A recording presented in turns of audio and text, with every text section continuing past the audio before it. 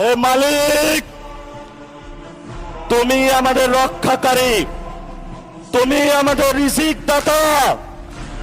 যারা এই বাংলাদেশে জনগণ 17 বছর অপেক্ষা করেছিল, আমাদের অধিকার ছিনিয়ে নিয়েছে, রক্তঘাতির মাধ্যমে ভাইদেরকে হত্যা করেছে। আয়েশের মালিক তোমার মালিকের বিচারে আমরা বিচার রেখে গেলাম। তুমি তাদের দৃষ্টান্তমূলক শাস্তি বাংলার মাটিতে জনগণের সামনে করবে। আমরা আজকে তোমার মসজিদের সামনে বিচার রেখে গেলাম। বাংলাদেশের মানুষ হতাশ হবেন না। লা তাহজান, ইন্নাল্লাহা মানা। আল্লাহ আমাদের সাথে আছেন।